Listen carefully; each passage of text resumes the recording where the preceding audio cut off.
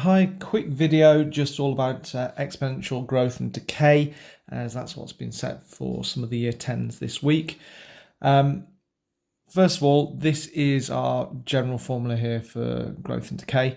If we just define some of the bits first, so initial, obviously what you start with, final value, what you end up with, years or time frame, generally it's years that we have in these type of questions, and then percentage multiplier, so the percentage increase each year.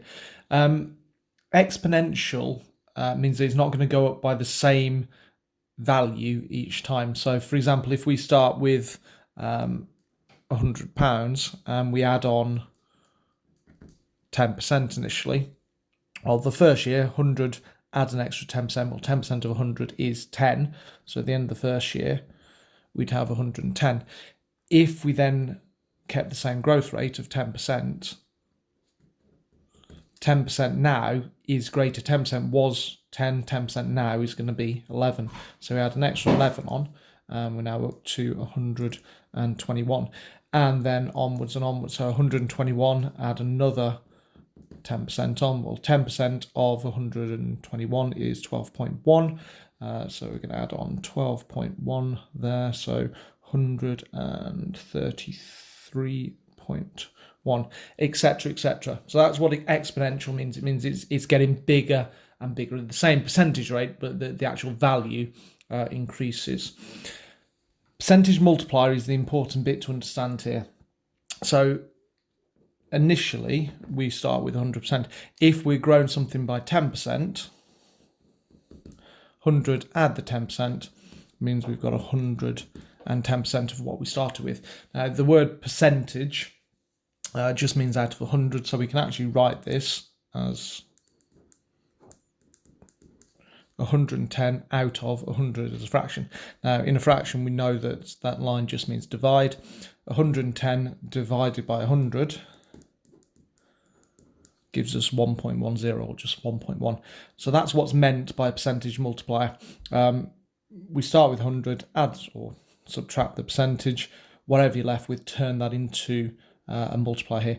If, I say, we're decreasing instead of increasing, 100%, say we're decreasing by 5% every time, 100% take away 5%, 95%, so that's 95 over 100, which is 0.95. So if we wanted to decrease something by 5%, we'd multiply by 0.95.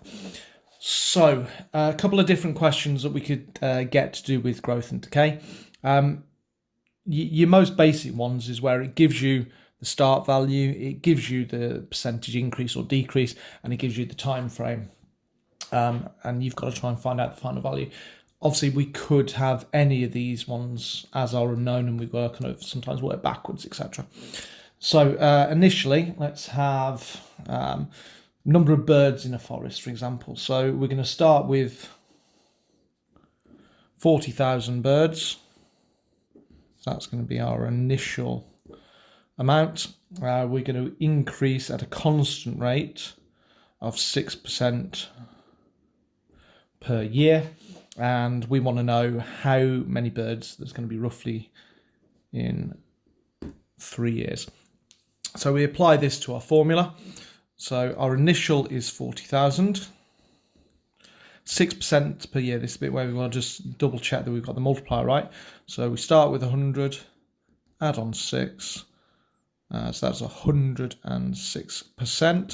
106%, 106 out of 100. So that's going to be 1.06 as our multiplier. So we put that into our formula. For 3 years, so it's to the power of 3.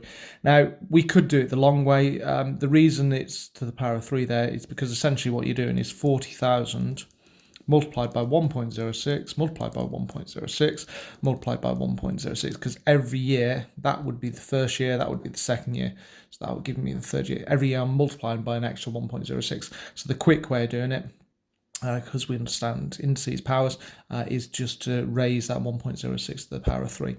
So then get our calculator. So we type 40,000 multiplied by 1.06 to the power of 3, and it gives us 47640.64. Obviously, sometimes you've got to think about the context. This is a context of how many birds there are. You can't get 0.64 of a bird. So the question would ask you to round it to the nearest whatever. So round it to the nearest whole number there, 47641. So that's how many birds we'd expect if it keeps rising at 6% per year. So that's your basic growth. We can do similar with decay as well. So we start with a car. Car's worth £20,000 is its initial value. So I mean that's what we call the 100%, the start value. It's going to lose 7% per year, and we say it's going to be the value after 5 years. So again, we're going to start with our initial value, 20,000, working out the percentage multiplier. So we start with 100%. This time we're losing 7%. 100 take away 7 is 93%. 93%, 93 over 100, so that's going to be 0.93. So to lose 7% a year, we have to multiply by 0.93. And for 5 years, so it's going to be to the power of 5 again. We just get our calculator, 20,000 multiplied by 0.93 to the power of 5. Okay, so we're talking £13,913, and because it's money, we're going to do it to 2 decimal places, so 767, the 7 rounds the 6 up, so that's going to be 77. So £13,913.77 would be the value of it after those initial 5 years. And so we can have other bits of the formula. So let's write our formula out again there. So we've got initial times by the percentage multiplier years is equal to the final value. So instead of us getting the initial value, say we've got the final value. So in this case, at the end, it's going to be worth 10,000. We lose, let's go for 5% each year per annum. So annum, if you ever see that, just means per year. So we lose 5% each year for 3 years. And what's the start value? So the start value is what we're going to find out this time. So this time we don't know that. So something multiplied by our percentage multiplier. So 5% each year. Again, we're going to do 100, subtract 5. So that's 95%. 95% is 0.95. And it's going to be for 3 years. And that's going to be equal to 10,000. So if we just go through this process where we write out the full thing every time and then decide what to do with it. So this time I've got something multiplied by 0.95 to the power of 3 equals 10,000. We're just going to have to reverse things now. So the inverse, the opposite of multiplying, is dividing. So something, my start value, is going to be equal to 10,000 divided by 0.95 to the power of 3. So get our calculators out. Notice I've not used the divide sign, I've used a fraction because it's a lot easier, a lot neater to do in this case. So 10,000 over 0.95 to the power of 3. So initially, my start value would have been 11663.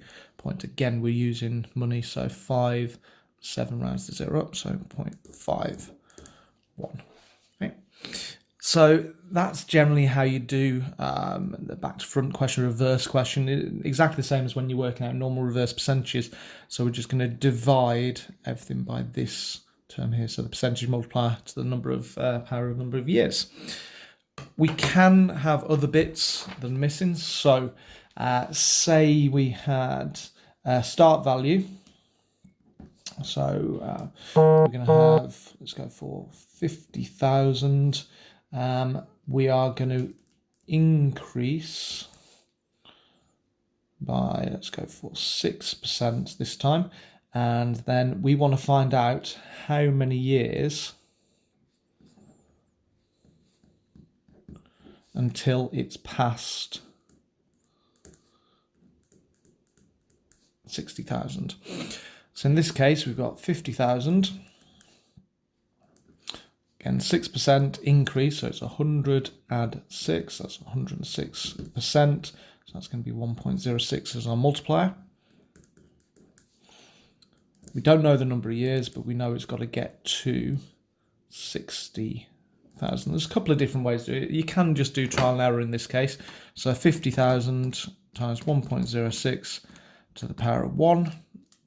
Well, that only gives us 53,000. So 1 year isn't enough. So we're just going to go back into our calculator, put it 2. So after 2 years, it's 56. 3 years, it's 59,550. So I suspect it should be 4 now. So yeah. So we'd prove that by just saying years equals 3. So 3 years, it was 59550.80, and at 4 years, it's going to be 63,123.85. So it's going to be the first time it goes above 60,000 is going to be 4 years. Right. I say the most important thing is trying to remember the formula, trying to not fall into the trap that some people do. If you've got £1,000 in a bank account and you get compound interest is another way of expressing exponential growth. So compound interest of 7%. What some people do, say this was for 3 years, they work out 7% of 1,000, so that's going to be £70. They then do £70 multiplied by 3, which is 210, and then they just add on the 210, so they get £1,210. So the issue with that, at the end of each year, the percentage is changing. So actually you can do 1,000, 7% increase, 1.07 to the power of 3. So we have 1,000 times 1.07 to the power of 3. So that's actually 1225.04, which is obviously higher than the other way of doing it. The other way is something called simple interest, which just calculates your interest based on just on your initial, not actually what you have in there. Exponential growth, really topical at the moment in terms of tracking the growth of the virus, etc. Right, hopefully that helps. Hopefully you should be able to get through all the work set for you. I'll see you again soon.